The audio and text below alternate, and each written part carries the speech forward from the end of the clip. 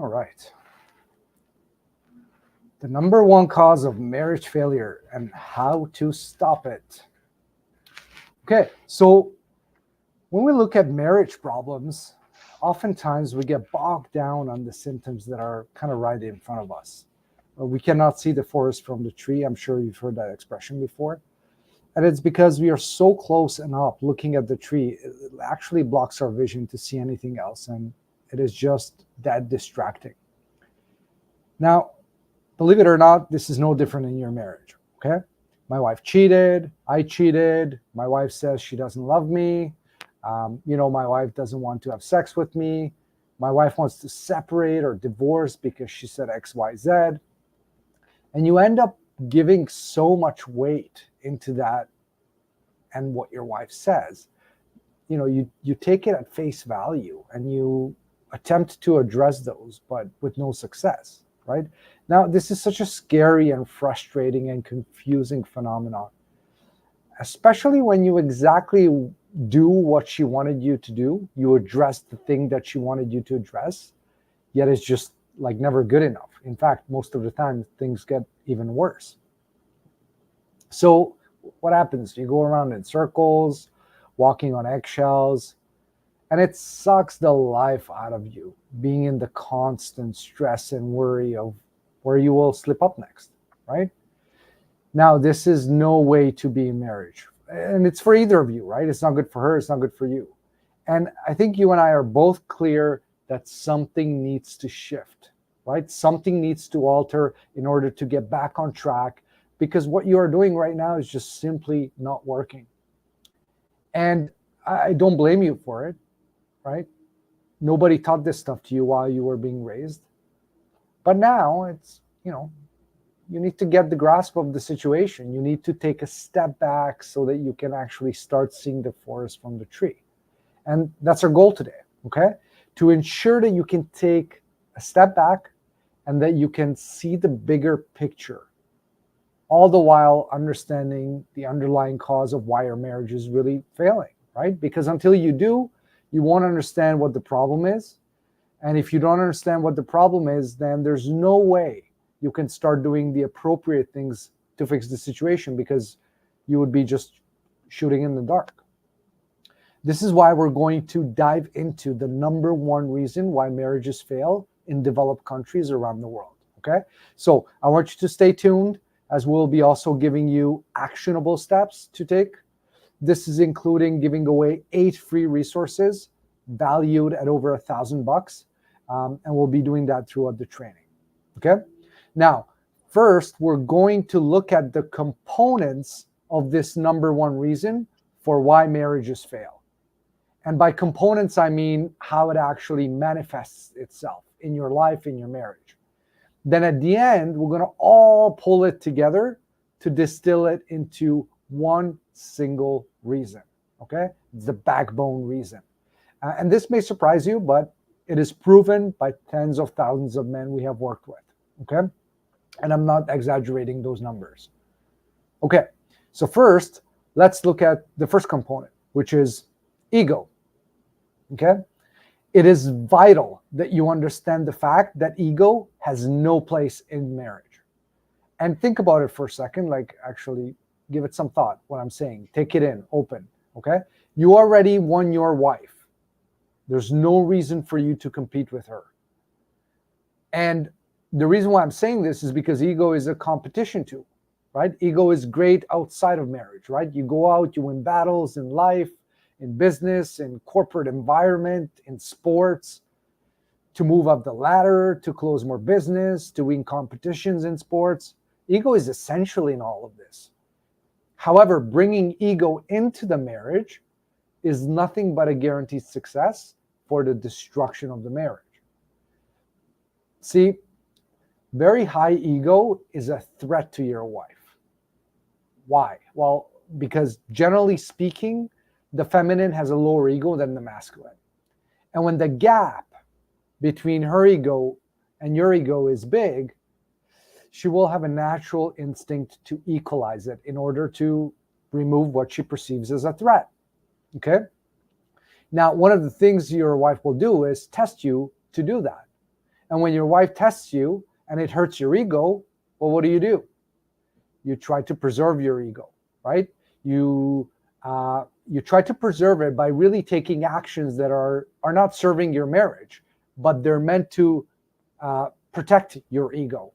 So your ego is acting out, trying to protect itself, but it's damaging the marriage. Now, these can be actions like, justifying, defending, interrupting, controlling, saying things to hurt her back, yelling, even for some physical abuse in many marriages, if the ego was beaten down enough, right? Now, the relationship has become tit for tat, if you think about it, when you're at this stage, right? It is governed by who is right and wrong. It is on track to kind of finding the best way to determine who can win the battle at home. And this only leads to arguments, distance between you and your wife. So having your ego in check is a must if you actually want your relationship to be rebuilt. And then keep it in check if you want it to remain sustained, okay? So it's one thing to rebuild your marriage by having your ego in check.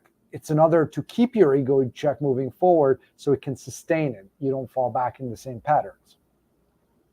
And it's funny, I came across a definition of ego pretty recently, actually, and I'll read it here. But so ego is the part of the mind that mediates between the conscious and the unconscious, and is responsible for reality testing and a sense of personal identity. And the only reason I'm highlighting this is because I actually think it's pretty fascinating when you break it down, right? Like what I love about that definition is the idea of mediation, right? The idea of your ego is trying to find that balance, right? Yeah. The balance between right and wrong, and like take mediation in relationships, right? They're trying to find a balance between two parties, and even the fact that these two parties, one of them is conscious, one of them is the unconscious. Okay, so there's this balance that's going on, and half of it is at an unconscious level, like it's just built in. Okay. And the fact that it's reality testing and a sense of personal identity. And I think that's where the big threat to ego comes from. Right? Part of it is built into someone's personal identity. Okay, so when that's being threatened, that's what they're trying to protect within that relationship. So as I said, I just thought it was a really good definition with respect to what we're chatting about here, and keep it in mind in relation to like the next few components I'm going to talk about as well. Can you read it again, just so? So it's the ego is the part of the mind that mediates between the conscious and the unconscious, and is responsible for reality testing and a sense of personal identity. So it's a pretty cool definition. Yeah. I've never heard it this way. Yeah. Awesome. Okay. So that's on the ego side. That's one of the components. Now let's go on and look at the second one. Okay. And the second one is confidence. No need to say, but a husband must be in control of his confidence. And deep down, you know this as well, right? A husband must know what are the actions that he needs to take without actually including your wife in order to boost his confidence, right? So if you want to boost your ego, are you clear what are the actions to take to do that, right? Because without confidence, you're going to doubt yourself. And the confidence also impacts all areas of your life, right? You might be super confident at work or in your business, but you are not confident in how to be a husband or how to show up, with your kids as a father, right? And then when that happens, it will start to spill over to your work, to your business as well, okay? It will slip into the relationship with your kids and the role model that you are actually demonstrating to your kids, right? It will have you lose your wife's respect over the long term, and it will make you doubt your decisions, which are vital to a healthy marriage, right? A husband must be decisive and must make decisions fast, And it doesn't matter if your wife ends up changing your decision. For example, hey babe, which restaurant should we go to? Boom, you make a quick decision, and then turns out she wants to go somewhere else. That's fine. But being decisive is critical. Okay, that's where the value comes from. Now, when your confidence is low and you have no way to actually boost it up, kind of on demand, right, as needed, it becomes a spiral effect and it will get worse and worse, right? So mastering the ability to manufacture your own self-confidence in a sustainable way is critical. And sustainability and consistency here is what I want to emphasize, right? Because the key is that anytime your confidence is low, you know exactly what to do to raise it, okay? And by sustainable, I also mean that you do not need anyone for it, okay? So when you simply need confidence boost, you have the tools and the systems in place, knowing that when you take those actions, it will make you feel more confident and it shoots up your confidence, okay? This is powerful because you become in full control of your confidence no matter what and anybody, no matter what or anybody is not needed for it, right? It doesn't matter of the circumstance. Nobody can take that away from you. When you have that level of control over your confidence and you don't need anybody to feel confident, but you know that these are the actions I'm going to take, and you remove anybody from that equation, it's a huge power boost to who you are and how you're showing up. Because now you're just taking control of a key aspect of your life that's critical to be in place, which is confidence. Yeah, and just to circle back on one or two things you just said there, I know there's going to be men that are like, what's the point in being decisive if she's just going to change? She's going to change the outcome anyway, right? And you touched on the example of going for dinner. Hey, honey, what restaurant do you want to go to? And you pick whatever, High's Steakhouse. And she's like, oh no, I don't want to go there. Let's go to the chicken house, right? So whatever. But so men would be like, what's the point? She always just changes the outcome anyway. And for that, they're focusing on the wrong thing. The outcome that the man wants is to be decisive, because that's what the masculine man does. The outcome isn't, hey, we get to go to the steakhouse. The outcome is, hey, did I make a decision or did I not? Yeah. And I think over time, if men are used to, well, anytime I suggest something, she just changes her mind. Yeah, men just stop making the suggestion. They stop being decisive because like, oh, what's the point? And just encouraging men to break that pattern again, get back into being decisive. Because as I said, being decisive is the goal, not the outcome with respect to where you actually go and eat in that example. And this does not carry over when we're speaking about terms. Masculine man needs to be decisive in relation to his terms, and they are not up for negotiation. They are not up for, well, honey, no, you don't actually need to do that. Right? So I just wanted to make sure that men are clear that being decisive is a critical masculine trait, and that's the desired outcome. But when it comes to your terms, being decisive and actually standing by them and owning them is what's critical, right? And you also touched on knowing how to boost confidence. I just again want to highlight that knowing how to boost confidence is important, and also taking consistent action so that you're constantly staying in a high state of confidence. Not that your confidence just seeps out and then you hustle to get confidence back up, right? It's about consciously taking actions every day or every week, whatever that looks like for you, to stay on top and to keep drip feeding into your level of confidence, rather than, like the gas in the car. Okay, I'm going to use it all up, then I'm going to go refill. Like, stay on top of it so that it never gets to a stage where the lights are flashing on the dashboard because you've only got X amount of kilometers left to go, or X amount of miles, depending on what your preferred unit of measure is, wherever you're listening from. Yeah, and on the decisive side, I mean, you can already see how ego has an impact or overlap here, right? A lot of men will stop being decisive because the wife changes the decision and it hurts their ego because they make it mean something about themselves. So now they're like, okay, I'm not going to decide because she changes it 50% of the time. But that's not the importance here. The importance is that you are making those decisions. So as we go through each of these components, I want you to start to look at, okay, how do they overlap and what interaction, what correlation do these have? Okay, because there's a there's a commonality between all of them, which is going to be the number one reason why marriages fail, and we're going to pull all that together.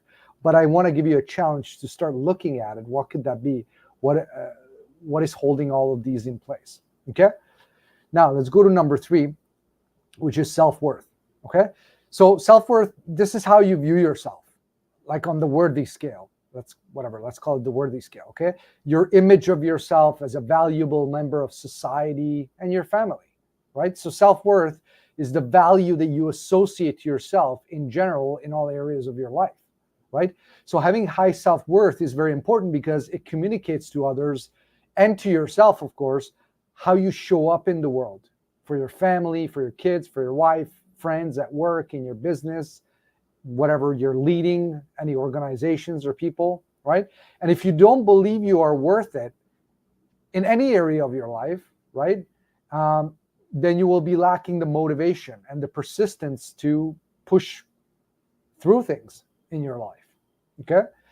And here's the scary part, right? It will have you be a victim to others, victim to various circumstances, which take away all of your control in your life, because now these outcomes or any outcome in your life starting to depend on those other people and the circumstances. So essentially, other people and circumstances become in control of your life, and you will feel like things are happening to you versus, I make things happen. I am the master of my fate, master of my destiny, right?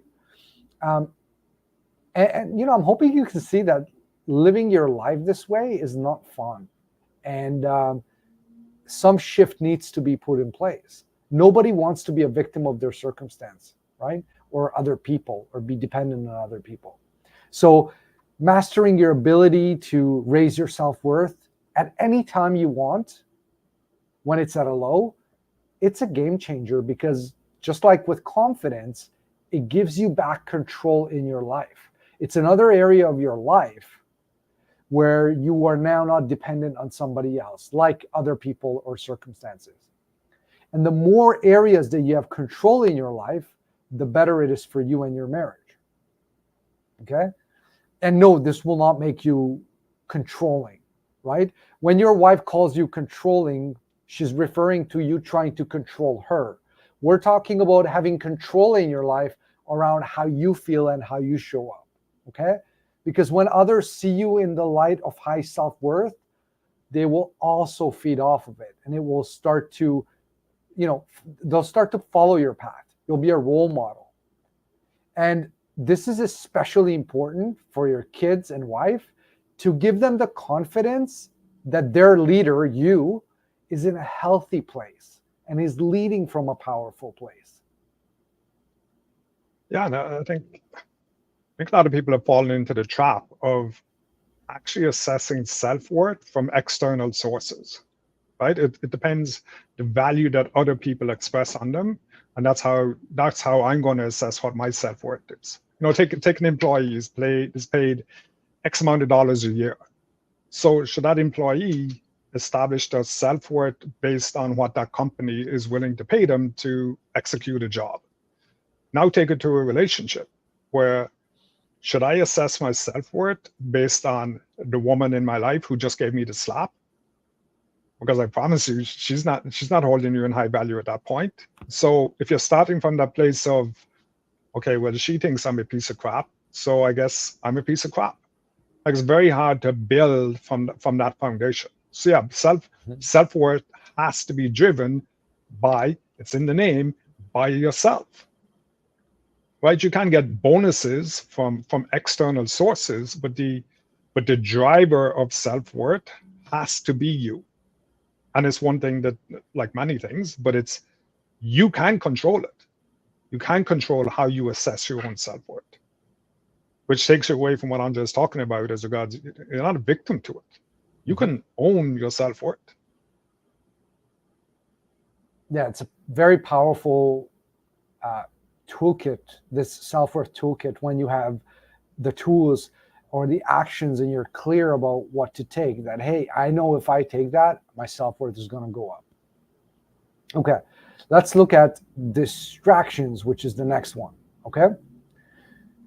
All right, so distractions are basically all the things that you have started but not finished in your life. It can also include things that you have not started, you were meant to start it, but you haven't yet, and you're just kind of putting it off. Okay?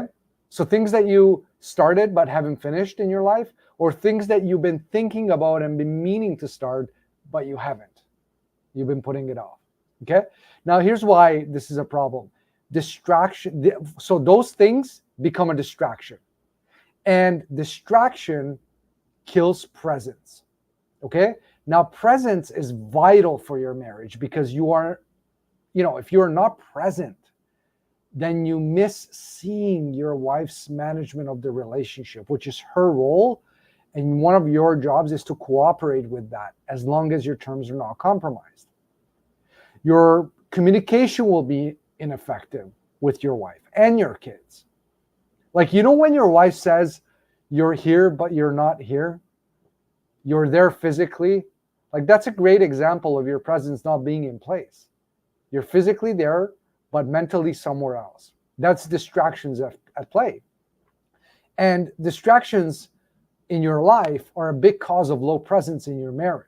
Okay. Now, when I talk about distractions, I'm not talking about distractions in marriage. Distractions could be in marriage. It could be in your family, with your kids, at work, with a friend. Distractions across all areas of your life lower your overall presence, which impacts your marriage, because when your overall presence is lowered, it's most likely lowered in all areas of life. Okay? So when you have unfinished business in any area of your life, it will always lower your presence with your family, work, friends, and all other areas. Okay? When you significantly make a dent in your list of distractions by actually bringing them to completion, that will boost your confidence, restore your integrity with yourself and others who you may have made promises to. Great example, you make a promise to your wife to finish XYZ, or to start a backyard project that you've been promising her, but you haven't, right? An example of distraction, or something at work. Now, this creates an immediate boost in your presence, because you'll no longer be distracted to the degree as you were before, right? And as a result, you will communicate better. You will actually hear and understand what your wife and kids are telling you. Okay. Moreover, you're going to feel amazing about yourself, because those distractions are no longer weighing on you at a subconscious and conscious level. It's no longer taking up real estate in your head and burdening you down. And its effects will be felt immediately by everyone around you, because your way of being alters. Yeah, and it's not just necessarily that, you can resolve all your distractions at the click of a button, right? That's not what we're talking about. It's about almost having a plan around your distractions and executing that plan, right? Say something like, I got to do my tax returns for the year. It's a pretty big distraction, and there are multiple components that need to be executed on, so that bigger distraction can actually get to the stage of completion. So it's about knowing, hey, what are the mini steps that need to be taken, and dealing with those mini steps. So as I said, it's not that you got to eat the elephant and that's the only way to resolve the distraction. It's about actually being in action and executing the plan when it comes to your distractions. Right? Is that clear? And then it's funny you touched on the, hey, you're here but you're not here. And I can clearly remember back in university, a very good female friend of mine who was hang out a ton, and she said it to me one time. She was like, we hang out a ton, but like, anytime you're here, it just always feels like you're not actually here. You're just waiting to do the next thing, right? Like, oh, what's the next? Trying to accomplish 200 things in the day, and you're here, but you're not really here. You're thinking about, oh, the next, number 156 item on the list. And it's, as I said, I find it amusing that it's come up, but it is that as well. It's like, hey, you're trying to achieve so much in your day, but what's it actually costing you or how much can it change the experience for the people around you if you can actually be present in what you're doing right now? Acknowledging, yes, hey, there's loads of other stuff that I still need to get to later in the day, but right now, this is what I'm doing. Right now, right here is what I'm doing, versus physically being here and mentally and emotionally being somewhere else. Yeah, it's funny. When I fall into the trap of not being present for whatever reason at home, my wife doesn't even really tell me that I'm not present. She just stops talking and walks out. And that's my signal that I was not there. Now, it doesn't happen often, but when it does happen, it's like this is our indirect communication now around this, which is, it's pretty cool because I right away know what happened and I right away know what to do about it. But yeah, it's funny, and I love the example that you mentioned in university. It's it's so common, and different wives will have different ways of expressing it that you're not present, right? Some will say it right out directly. Some will just walk off, like my wife. Like there's different ways that will show up, but communication is just not there. It's not effective. All right, let's look at the next one, which is ownership. Okay, now I'm gonna talk about property here for a second, okay? Because I think the best example of ownership is property. Okay, so let me explain. When you own a property, you're gonna behave very differently around it versus when you are renting someone else's property, right? And the reason for that is obvious, right? It's because you have stake in the former one, which is when you own the property. There's money, resources invested into that property. But in the latter one, where you're renting the property, you don't have any resources. You're just probably paying a flat fee and you get to live there. But the way you treat it is not going to be at the level than if you invested and your money's in there and you need to keep the value up, right? Now, ownership in your marriage is not really different, right? You can act like you have a stake in it, or you can rent it and act like you don't, right? And most husbands get complacent in marriage. They start to behave like they have everything on rent, right? Around the family, right? Your actions to your family speak of somebody who is renting and not owning themselves, and what they need to do for their own benefit, not for the benefit of the family. Right? You get into this comfort zone. And this comfort and complacency in your marriage really starts to create gaps, and others' view of you start to diminish because it's becoming very clear that you are not owning yourself as a man.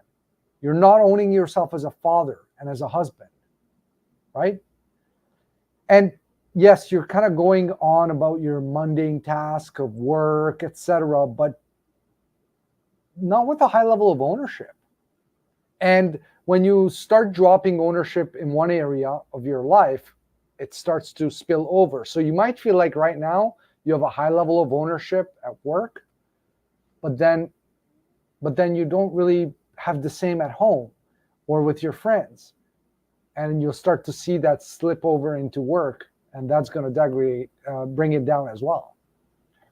Yeah, this is just another great example of consistency, right? We speak about consistency so often, and ownership, like that mindset of ownership, is another thing that you need to be consistent with, right? It's not enough to just dip in and dip out of it, right? And owning something, yeah, great example with respect to property, right? When you own a property, there's a bigger commitment versus renting. It's temporary, right? It's just gap filling. It serves a purpose for now, but it's not a long-term part of my plan.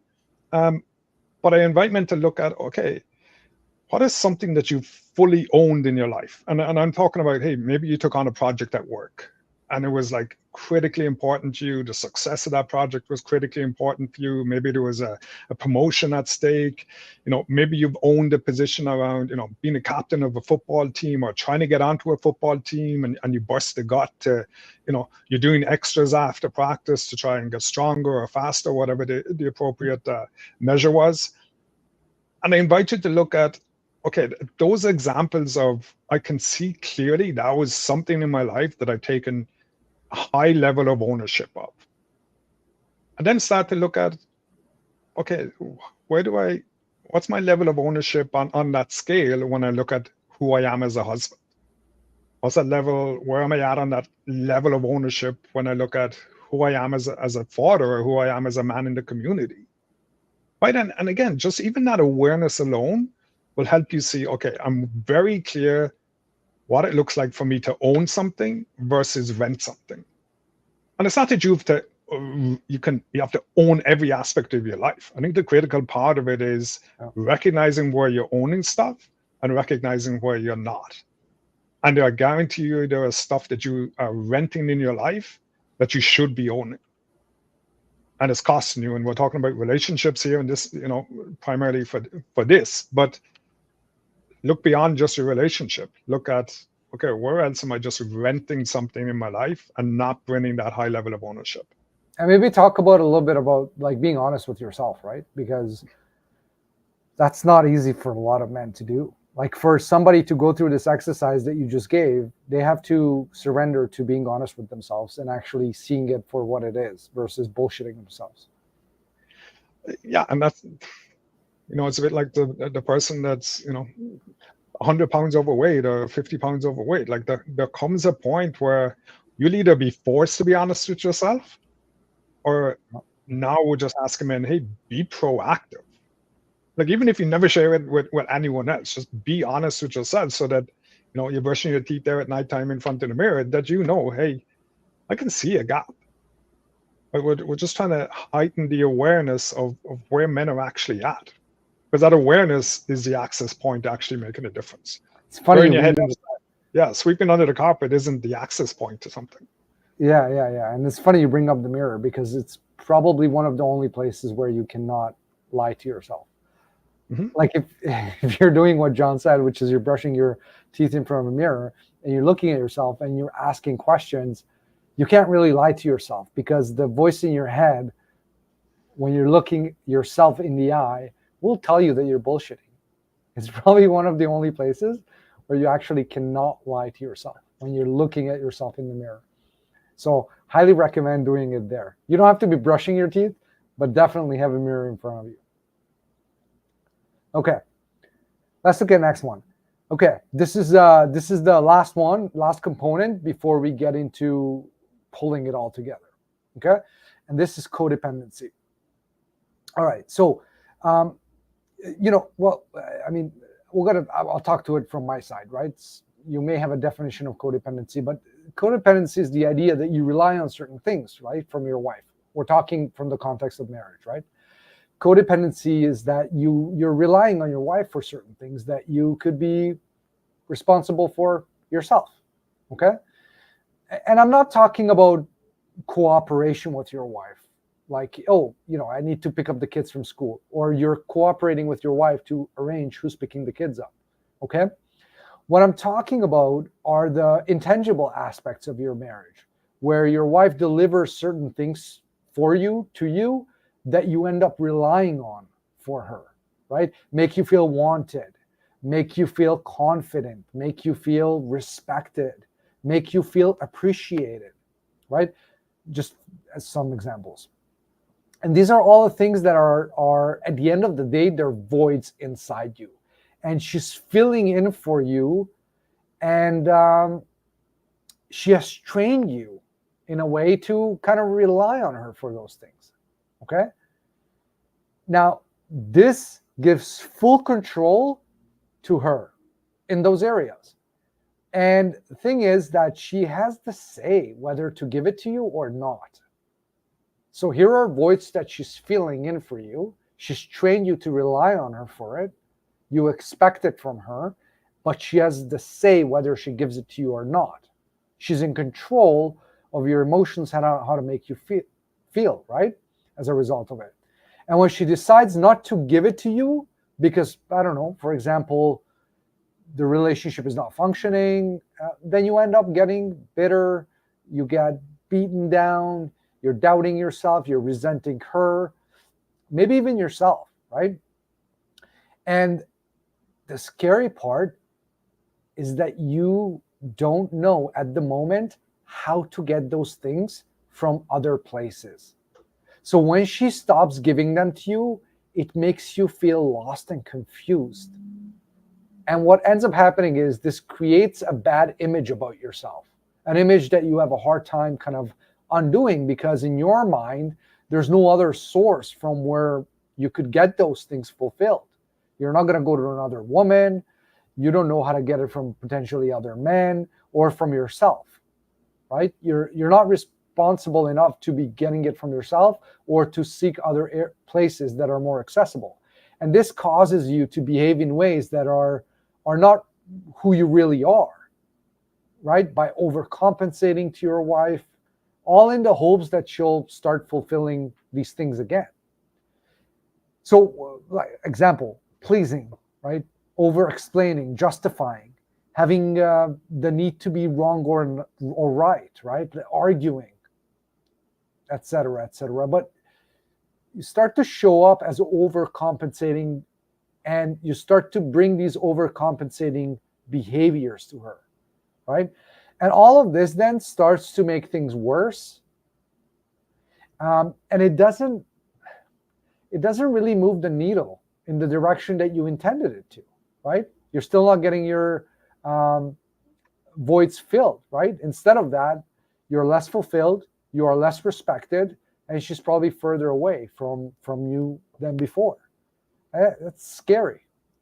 Yeah, 100%, right? Because however damaging being codependent prior to the slap, really clinging on for dear life to codependency post slap is like it's 10x as damaging, right? Because here's an individual that wrongly you've become codependent on, and now she doesn't want to give. She's tired of giving. For 2+ years, she's been thinking about this moment with respect to giving you the slap.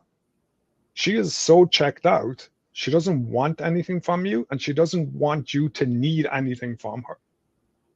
But as you've highlighted, for most men at that point, they don't know where else to go. They don't know how to fill that void. So on top of all the emotions, now they have this huge void that they're trying to fill. Some men will keep hammering away at that door to try and, I don't know, make her feel guilty, or to try and drip feed into that void that's empty. Or to do a second really dangerous thing is they'll start trying to get it from their kids. They'll move the codependency away from their wife, and they'll start to put it on their kids. Yeah, very common. Just from that desperation, right? And as I said, it's 10x more damaging post-slap than it is pre-slap. Yeah, but the awareness doesn't come usually until post-slap, right? And I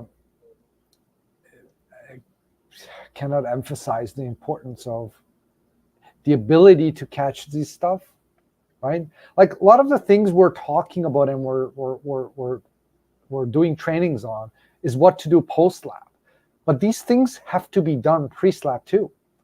So anybody watching, anybody listening, like if you haven't got the slap yet, right? She wants to divorce or separate or she cheated or any of that stuff. These are applicable to avoid the slap, right? So even though we're talking two different timelines, these aspects, these tools, these components are just as critical. Yeah, we recently spoke about that young man that's joined the tribe, right? And he's in many ways the envy of the tribe, because it's like, 19. So many men are like, hey, man, I wish I was there. I wish I had an opportunity to learn this stuff 10 years ago, 20 years ago, 30 years ago, 40 years ago, 50 years ago, right? And yeah, you perfectly well highlighted regards to a lot of what we talk about is in the world of repair, but a lot of it can be applicable to preventive maintenance. Yeah. And if you have an opportunity to do preventive maintenance and to become rock solid, become a bulletproof husband before you ever get the slap, will serve you so much more and will serve your relationship. Yeah. So powerful and so much easier. It is so much easier to do preventative versus your motivation is not there as much, because the slap gives huge motivation to men. It's a wake-up call. But if you can get that motivation to, like, you see some signs and signals that you're maybe getting close to the slap, like, grab onto that. Okay. All right, let's look at the number one leading cause of marriages failing. Okay, so we have covered 6 critical components until now as to why marriages fail, right? Ego, confidence, self-worth, distractions, ownership, codependency. Okay. Now let's do a little parallel here. I'm going to use your body, okay, to pull it all together. So your spine holds all of your body parts together. If you think about it, your spine goes down in the back middle, right? Your hand, your legs, your head. When your spine is not intact, you are not in your power and you have lost control of various functionalities of your body, because, you know, it will impact everything else that is attached to it, right? So if there's something wrong with your potentially upper spine, then maybe it'll impact your hands, how your arms move, or your neck, lower spine, your movements in your leg, and so forth. So these 6 components that we went through will similarly have one underlying commonality that is holding them in place or not, right? To be powerful. This one underlying thing is also the number one leading cause of marriages and why they fail, okay? And that is insecurities, bullets. Now, insecurities are suppressed hurts from your past that you are carrying around with you, which you have not dealt with, okay? These insecurities are making you codependent. How? Well, by being a victim, right, to your circumstances, which lower your confidence and self-worth, right? While forcing you to lack ownership and be riddled with distractions, while slowly eroding your ego bit by bit. Now, both you and your wife have insecurities. Typically, your wife will not start dealing with hers until you have led the way for her, okay? And the reason for that is because the way your wife gets rid of insecurities, the way she pulls her bullets, is very different than the way husbands do, right? For you to create the safe space for her to get rid of her insecurities, you have to get rid of yours, because if you don't, there's no way you can actually create that safe space for her. See, your wife needs to be able to express herself in order to deal with her bullets. Now, this expression of the feminine can be very triggering for husbands, because in this expression, she may call you names, she may say things about you that you may not like. So if you haven't dealt with your bullets, then you will be reacting to her sharing and expressing, right? Which will shut her process down. Now, when you learn how to deal with your bullets, your insecurities, then there will be a permanent shift in how you relate to your wife. And this short-term band-aid of using willpower to kind of just be present, you won't need that. There'll be a permanent shift in you physiologically, right? This shift will allow you to actually then not to take anything personally, which is your ego. It will allow you to show up powerfully, right? Confident with a high self-worth. It will make sure that you are fully present with your wife, right? Which is basically a high level of ownership with no distractions in place.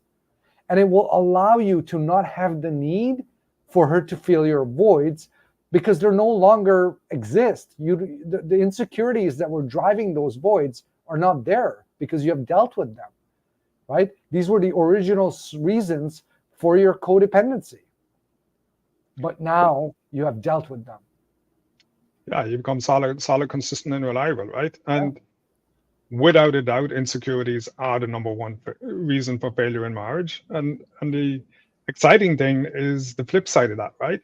That without a doubt, resolving insecurities is the number one access point to actually repairing your marriage. Yeah. Right. And it's not just about repairing your marriage. Like, how often do we speak in the program about what you learn about yourself within the marriage world? It plays out in every other aspect of your life. Right? You're not just turning up one way in your marriage and you're turning up completely differently in the rest of your life. The insecurities that are being highlighted in your marriage, maybe they're under the microscope more in your marriage, but they still exist. It's not like you walk in the door at home after a day's work and you pick up all your insecurity as you walk through the door. Like, all of those insecurities are with you throughout the day, and they play out and they turn up in different circumstances and scenarios within your day. But yeah, it's exciting that knowing that the access point to repairing your marriage, to becoming a great co-parent, to becoming a solid father, to becoming a great man in the community, is by foundationally dealing with your insecurities. Yeah. Okay. Listen, I admit that this may have been a lot to take in, but hopefully you're able to connect the dots, especially how we pulled it all together and how insecurities impact each one of those. We're going to cover 3 more topics that are coming up. But before we do that, I want to talk about next steps, okay? Because this is all great intellectual stuff, but it's worthless unless you actually implement it, right? So your next step is really to take action, because without action, nothing's going to change. And you know, I want to give you some tools to do that, okay? So the above components that we've talked about and how to overcome them, these are detailed in our free book called The Bulletproof Husband, okay? This is a 330-page hard copy book that actually comes with 3 bonus trainings and 1 template to guide you in actually how to implement all of the stuff John and I talked about today, okay? Now, to grab a copy of this book, just type book into the comments and we'll send you a link. And when you click on that link, then you can get that. Now, again, the book is free along with the free resources. The only thing we asked you to cover is shipping and handling. And I'm hoping like you're not making a big deal out of this. It makes sense for you, especially given that we're giving you $1,000 of value for that, right? So handle shipping and everything else is yours, right? We'll send the book to you. It'll probably arrive within about a week, approximately. But you'll get immediate access to the training stuff, the bonus things, because we don't want you to be idle for the next, week while the book arrives. So again, put book in the comments, and then John or I, most likely John, because I'll get into the next topic, he'll put the link in there. All right. Okay. So our next topic is, are you being a puppet in your marriage? And I want to set the context for this, right? Like, walking on eggshells and having pleasing behaviors towards our wives, like, it's super common. It's a really big red flag when men do that, and it direct symptom of a dysfunctioning marriage, okay? It has so many downsides, it's not even funny. You lose respect, you compromise who you are as a man because you're acting in a way that you shouldn't, and it doesn't represent you, but yet you're still doing it. It also makes you unhappy and scared, right? While setting up expectations with your wife that most of the time she doesn't meet. And it has you kind of constantly be disappointed, right? You can be of service to your wife, don't misunderstand me. That's fine. But that has to come from a place of no expectations and from a place of self-sufficiency, right? While having the courage to stop it if you were to compromise yourself. Like, you want to be of service to your wife, but only to the degree to which it doesn't compromise you. As soon as you're compromising yourself, now we're talking about a bullet-driven behavior that's causing you to go into pleasing. So to stop being a puppet, there's a few things you need to focus on, okay? And we're going to talk about specifically 3. So first, you need to eradicate codependency to your wife, right? Now, it doesn't have to be the other way. And what I mean by that is, let's maybe take out the co and talk about dependency, right? Because codependency here means your wife is dependent on you and you are dependent on her. Now, when you take away your side of codependency or dependency, then only now your wife potentially is dependent on you or has dependency on you. And that's okay. The two are not mutually exclusive. You can lead the way in eradicating your dependency on her. And if she's still, expressing or showing dependent behaviors towards you, that's fine. Don't make her wrong for it just because you are dealing with your side. Okay? And then next one is you want to become self-sufficient as a man, father, and husband. Okay? What this means is that those insecurities, those bullets that you have, you want to get rid of them. And it's an emotional process. It is not a logical process, right? When you got most of your bullets as a child, you did not think your way into it. You felt your way into it. And so for you to think that you're going to go to therapy or counseling, or you're going to sit at home, or you're going to talk to your friends, and you're going to talk yourself out of insecurities, is just ridiculous. It doesn't work that way. It's probably one of the reasons why you've recognized and you can look back at patterns where you mustered your willpower up and said you're going to change, but you didn't. Because your willpower ran out and you fell back into the same emotionally driven tendencies, right? So you have to get rid of your insecurities in order to be able to emotionally be in control of yourself. That's going to alter your behaviors, okay? And then you got to understand the downside of expectations and why they are dangerous, okay? As men, we set up expectations from our wives.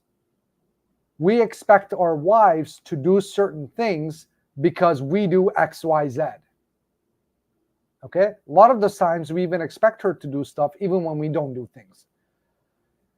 Even when we don't do our chores, we'll expect our wives to do stuff for us. And we have expectations around that. And that's obviously is not cool. But it's not cool even when you're doing stuff for her to expect. It's the opposite of being of service. Okay? And when you eradicate codependency, when you become emotionally self-sufficient, and when you start to understand that having expectations from your wife will only lead you to disappointment, right? When you address these 3 things, you feeling like a puppet in your marriage, somebody who's walking on eggshells, constantly worried about what the wife is going to do or say, right? Is going to change. Now add in some ability to boost your own confidence.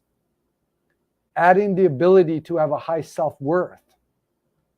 And this puppet-puppeteer relationship goes away. And the coolest thing in all of this, you want to gain your wife's respect back, this is one of the critical ways to do it. Because your wife will respect you when essentially you grab your balls back, right? And you do it in a way that's not arrogant and that's not offensive. Yeah. Yeah, and that all ties back to the insecurities as well, right? Like a man's ability to grab his balls, yeah, physically very easy to do it. But yeah, grabbing your balls mentally and emotionally, again, insecurities will create that barrier between your ability to do it and your ability not to do it, right? That those feelings of being that puppet, right? A lot of that comes back to what we were chatting about earlier with like that self-worth. Where's your confidence at? Where's all those other components as well, like where are they at? And all of those feed into that, your ability for self-sufficiency. So yes, we talk about a lot of stuff, but there are so many overlaps and ties between all the different topics that we're highlighting and breaking down to a certain degree. Yeah, there's multiple components, right? But these three will give you the biggest bang for your buck when it comes to this. So if you want, biggest bang for your buck. I mean, the biggest impact or change, sudden change. These are things to focus on. I talk a lot about these in our daily emails. So I want to bring to your attention another free resource, which is our free daily email mentorship. This is basically, I send you an email every day, and I'm talking Monday to Sunday throughout the year, 365, with different topics that we dive into. And there's obviously a not obviously, but there's a testimonial every single day, right, of somebody who did X, Y, Z and saved their marriage or achieved some big milestone in their marriage. Most of them are success stories. Some of them are milestones. But anyways, I want to give you the option to subscribe to that. Again, it's totally free and you get an email every day. If you're interested, put daily in the comments, and then John will pop in the link for that, and then we'll get going. Okay. All right. Let's look at. We have two more topics. I want to look at the next one, which is why transformation is bullshit. I mean, really, at the end of the day, right? Because, and I'm saying this, I know it sounds contradictory because we're talking about change here and improving yourself. But over the last 2 decades, like since we entered this area of personal development, and every coach and everybody out there is, throwing out the term transformation, it has lost its value. To be honest, I don't even think it's just lost its value. I would bet that most don't even really know what it means. I mean, heck, I don't even know what it means myself. But what I do know, and I believe, is what it should mean. And John and I are going to attempt to kind of reinforce this belief through Bulletproof Men and all of its, organizations like the Bulletproof Husband. So what transformation should mean in our minds is permanent change. Okay? Again, what transformation should mean in our head, in our mind, and is that it's permanent change, right? A state, that you get, a state that you get to from which you cannot come back to the previous state, right? Which you departed from. So point A, you go through permanent change to point B, and you cannot go back. Okay? Not because you don't want to go back, or not because you don't need to go back, or not because you force yourself, right? But because you have gone through a physiological change that alters every cell in your body, which now naturally behaves differently and allows you to embrace the new you. When you do emotional work and you get rid of your insecurities and you pull bullets, that's exactly what takes place. When you get rid of suppressed hurt, that's what it does, right? Now, to do this, when attempting to change kind of any behavior, which is really the reason why we want to transform, focus on the following, okay? Now, I do want to put a disclaimer there that to do what we're about to tell you, we would want you to do this somewhere private where you are not worried about others seeing you, okay? Because it becomes a distraction and you may not be able to express yourself the same way as if somebody was there versus when somebody's not there, okay? All right, so first, identify what behavior you want to change. When anybody embarks on transformation, clearly there are things that are not working in their life that they want to change. And this comes with behaviors that they don't want in their life. Okay? So get clear, actually make a list on paper. What are the different behaviors that I'm doing, whether it's at work, whether it's at home with my wife, with my kids, with my friends, with my business, with my employees, whatever that may look like. Look at what are the behaviors that you're not proud of and is contrary to who you want to be as a man. And then look at which of those are out of control. And what I mean by this is you're doing the behavior even though you know you shouldn't. Okay? And then you want to identify where those behaviors came from. Okay? And this is still intellectual part. This is still the intellectual part of the exercise. Like, where did you learn that? Try to intellectually identify. Where did you learn that behavior? Where did it enter in your life? How far can you remember the first signs? What are the first memories that you have of that behavior? Even if it was in a milder form or not, right? Maybe you interrupt your wife all the time and you don't want that behavior to be around in your marriage anymore. Well, where did that start? How long can you go back to see where you haven't been able to listen to somebody without interrupting them? Right?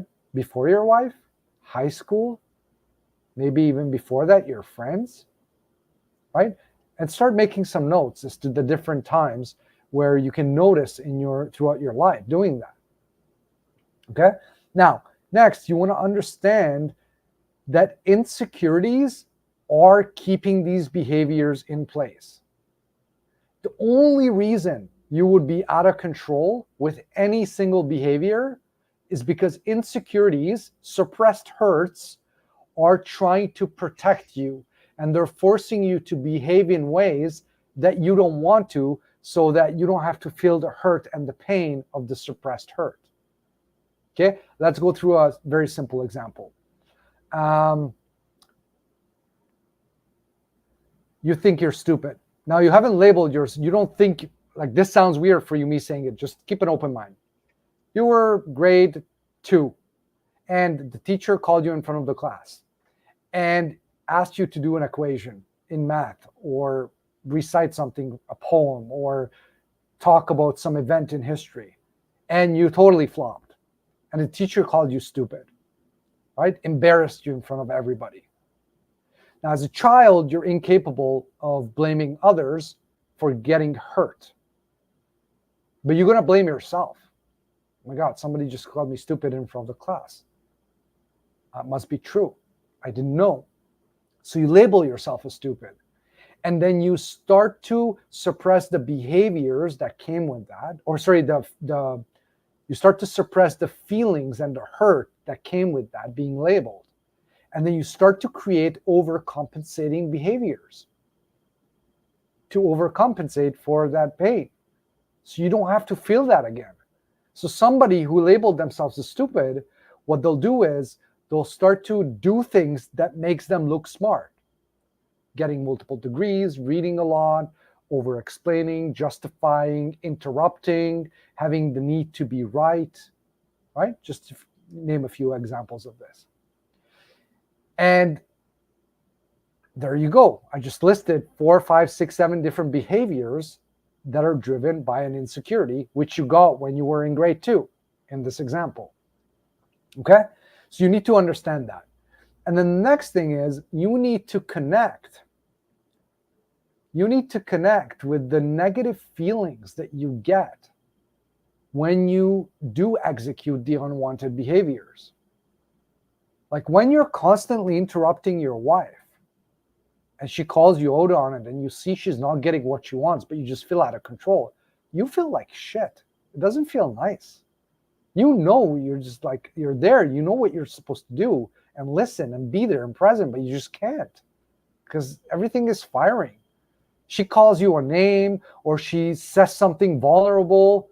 You just got to dive in and interrupt her, right? Finish her sentences and over-explain or justify when she calls you out for you not taking the garbage out and why. Any of that, right? I'm just running through examples. You got to connect with the feelings that causes you. Okay? And then once you've done that, you now have to physically allow your body to feel the fears and then allow your body to express it, to emote it. This is really important, without any talking. Okay, so it might show up in the form of anger, where you scream or yell. You might be crying, you might be sobbing. Those are some things that your body might want to express the feelings in, like caveman stuff, right?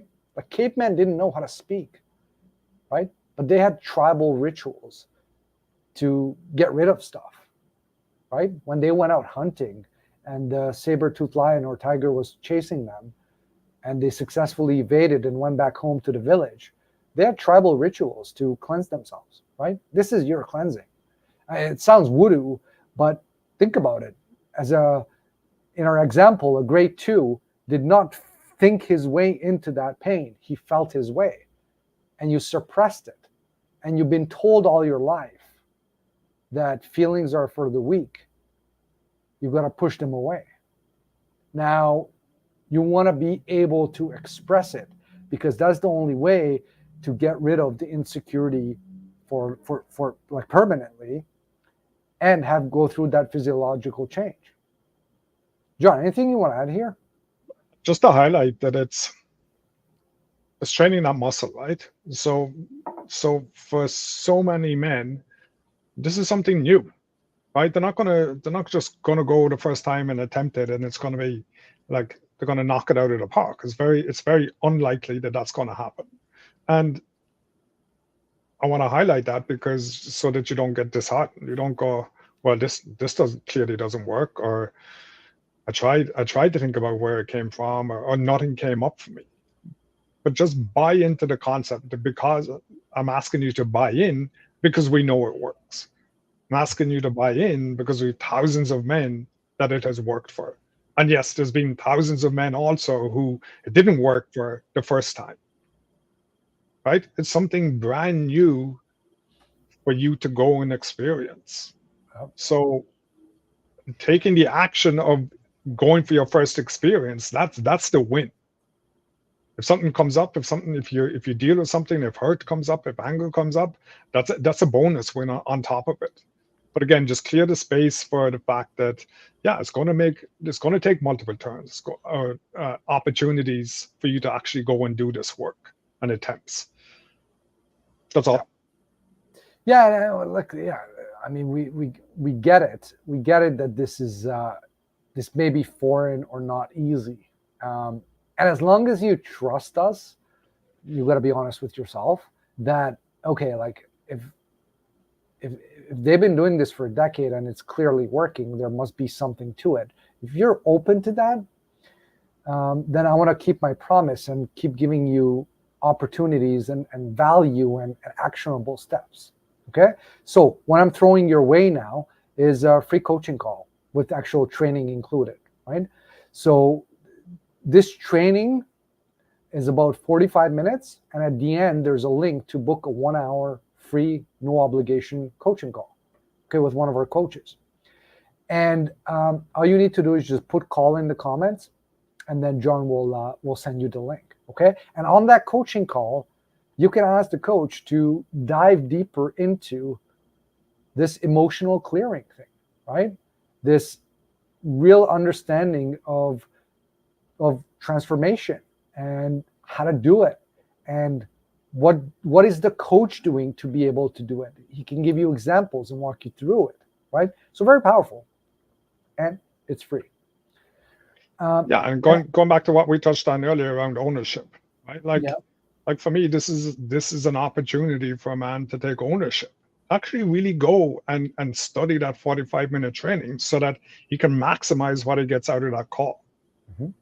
Right? Like bring that mindset of, okay, I'm actually going to sit down, pay attention to that training, really absorb it, so that, yeah, when I'm on a call with a one-on-one coach, that I'm getting the most out of that I can possibly get out of that call. Mm-hmm. Like really start, as I said, start paying attention to, hey, am I just going to rent it? Am I going to rent trying to repair my marriage? Or am I actually going to go and own it? And you own it moment by moment. You own it decision by decision with respect to how you turn up. And again, it's training that muscle to shift the mindset of, okay, what are the things that I really do need to own? Or am I just giving lip service to, I want to save my marriage. I want to save, my kids' home. Like, yeah, get honest about it. And the fastest way for us to know how honest you're being will be with respect to what level of ownership you're bringing to a solution. Yep. And I mean, just as a teaser, I don't know how many testimonials I have of men saying that they got more value from that 1 hour call than years of therapy and counseling. So, hey, you make your choice. But now I want to go into the next topic. Okay, this is our last topic for today, and it's apologizing to your wife and why it's useless. Because it is, okay? Even though we have this thing called the bulletproof apology, but it has nothing to do really with apology in a way, okay? So your wife does not care about your apology, right? Like, you got to get that, right? In fact, to be honest, you should never even really use the word apologizing or sorry. Now, there are situations where you'll probably need to, like, you can say things like, I'm sorry you are going through this, right? Let's say your wife loses her job or she loses a relative, right? But to use the words apologize and sorry for your actions toward her, that's a big waste of air, okay? It doesn't mean anything to her, and it really doesn't make any difference moving forward from that point on when the action was taken. In fact, to be honest, it's more likely to make things worse, right? Because if the behavior which you were apologizing for doesn't change and you do it again, then your apology or saying sorry again, then it starts to lose even more value. But what's worse is that your word as a whole, as a man, right, that diminishes in value significantly. Okay? So instead, I want you to focus on a couple of other things, and we're going to kind of go into that. Okay? Number one, as it is, the ones I'm saying are in this order, okay, is acknowledge, right? When you do something that you shouldn't have done, let her know that you messed up if you actually did, but don't say sorry or apologize. Just acknowledge. Okay? So, for example, hey babe, you know what? Actually, I'm not going to give an example now. I'm going to go through each one of them, and then we're going to do one big example to kind of go through the whole thing, okay? On how that looks. So, acknowledging means that you're letting her know that you're clear that you messed up and you're not sure why. You don't know why you did it yet. You're just clear that your action that you just took, which hurt her, shouldn't have been taken. Okay? And you want to let her know that you are not clear around why it happened. Okay? Now, then you got to go get clarity. And in the process of letting her know that you are not clear why it happened, you'll also let her know that you'll come back to share once you have dealt with the behavior. You're not ready to do that yet. It just happened. You're clearly not in the picture as to why it happened. You just know it shouldn't have happened. But then you'll come back, right? You're demonstrating ownership, and you're letting her know that you will come back and share with her why that happened, what the behavior was. Okay? Now, after that, you want to go into emotional work, because the behavior was driven by some emotion behind it. Either you reacted, most cases it's out of reaction. It's not really either. When you're doing something that you're not proud of, when you're doing something that is inconsistent with the man, father, husband you've always wanted to be, usually is driven from insecurities, which have you react. Okay? So you got to do the emotional work behind what's driving the behavior. And when you've done that, you got to recognize the simple truth that's behind it all. Like usually it's very simple. I'll give you an example. Let's build on the stupid bullet example that I was talking before. I had that bullet, right? And I was going to pay university with my father. This was many years ago, 2000, early 2000s, 2006, 7, something like that. And we're standing in the bank, and my father asks me, what is the price of oil today? What is the exchange rate of the Canadian dollar versus US dollar, blah, blah, blah. So this is like 7 a.m. in the morning. I'm standing in the bank. We've been working together. We had a little family kiosk. We're working in the summer together every day, May to September. And I worked for him for free so that he would take care of school. And this was towards the end of the summer, right? Like imagine working 6-7 days a week, 12, 14 hours a day. At 7 a.m. in the bank, I'm standing there and he drops me these questions. And I'm like, I don't know. I just woke up, like, leave me alone, right? And one of the things he said was, how can you be going to university for economics and business if you don't even know what's going on in the world, right? So back then, me, insecure, like really took that to heart deep. My stupid bullet was even like 10 levels down from that. It really hurt what he said at that point, right? And then I was able to recall other instances back in my life when that happened. And when I did the emotional work around this, and I've gotten rid of my stupid bullet, the simple truth that came to me was that, by the way, this was in front of me all the time, but I couldn't see it because of the emotion. It was that my father had the tools that he had to prepare me for life. And all he could do to prepare me for life is to try to create guilt in me so that he would motivate me to succeed in life. And he didn't know any other way. And once I got clear about that, it really hit home, right? But that level of simple clarity cannot come until you've dealt with the emotion behind it.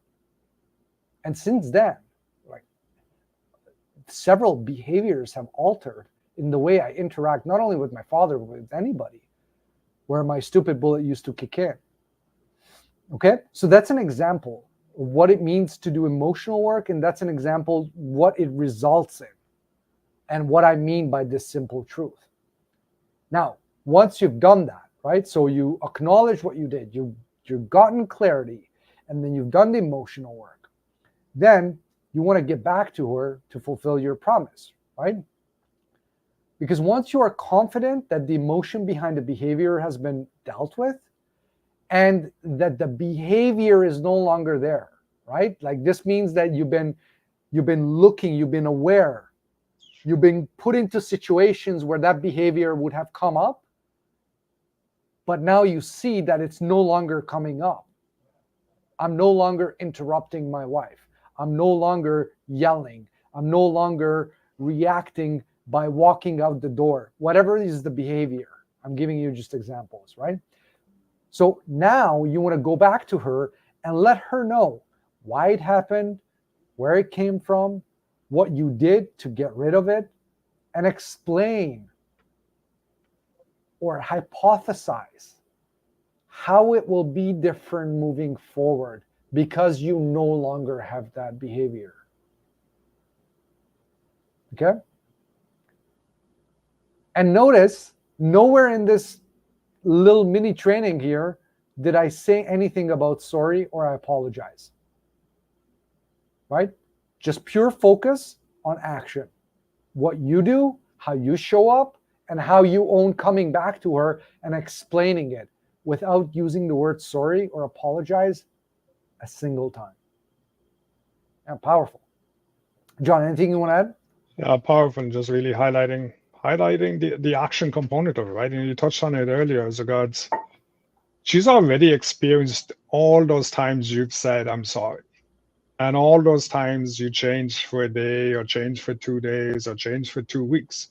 And then went back to your old behaviors, went back to your old patterns. Why? Because you didn't fundamentally address the underlying issue, which was your insecurities. So she's tired. She's tired of the apology. She's tired of the I'm sorries because she has a whole book of I'm sorries from you over your relationship. And they all turn out to be null and void eventually. And I said, why? Because you don't fundamentally change, despite your best intentions, despite whatever willpower you bring into the conversation, despite, oh, things are going to be different from now on, there's a behavior associated with that action that you're not altering until you start dealing with your insecurities. Oh. And it's only from that point you can really talk about actions are going to be different. And you don't even have to talk about it. Your actions will be different because you fundamentally altered something about yourself. Mm-hmm. And that's what's going to show her that's what's going to give her the confidence. That's how you're going to build the trust. It's not in what you say. Again, you see it at the start of every year. Everyone talking about what they're going to do with their good intentions, with their New Year's resolutions. And it's all BS unless it's backed up by action. And that's where a lot of people fall short, right? Just bridging the gap between what they're saying versus what they're doing. So become a man that's focused on what he's doing rather than just on what you're saying. Yeah. I want to bring your attention to another live that we did that I think you'll find very valuable, the psychology of marriage breakdown. And yeah, I do guarantee you that it's probably not what you think. So you can find us in our YouTube channel, okay? And before we wrap up, hey, listen, you might be one of those men who are ready to rock and roll and get the full support, right? You want guidance, daily guidance, you want a community behind you, and you're ready to really, have the rubber hit the road. So I want to give you the option to look at our VIP membership. This is our flagship membership. This is not free. And this alone has caused, go look at our wall of success. I mean, there's hundreds of testimonials there. But yeah, if you're ready to, take a stand and start going hardcore, and you want, support from all angles, right? You want everything in one package, and with the guidance, with the coaching, then this is probably for you. Okay, so check it out. Put VIP in the comments, and John and I will send you the link. But do that now, because we're going to be wrapping up soon. So if you do want it, put it in so that we can send a link to you before we close the loop here. Okay. All right. With that said, I think we'll be a wrap up for today. John, anything? Any goodbyes you want to say? I just want to post that. Yeah, I just want to acknowledge men that are here, right? Or men that are even watching this training. Like for me, it does communicate a man who's on a journey, right? And some men are further along this journey, members are, tune in here as well. But there is something that's burning inside of you that wants to cause a difference. And you're no longer a man on an island trying to figure this stuff out on your own. Like, you have options. You have a tribe of men that we speak about every week on our call that are a huge resource available to the men that come into our tribe, right? So yeah, I just want to acknowledge you for where you're at in your journey. I acknowledge you for even caring enough to watch this training, caring enough that, hey, I do want things to be different. And I encourage you to take the next step. Whether that's getting the book, whether that's, booking a call with one of our coaches, whether that's going, okay, I'm all in and I'm going to join membership, right? But stay on the journey of taking action. That's all. Cool. All right, that's a wrap. Until next week, man. Be good.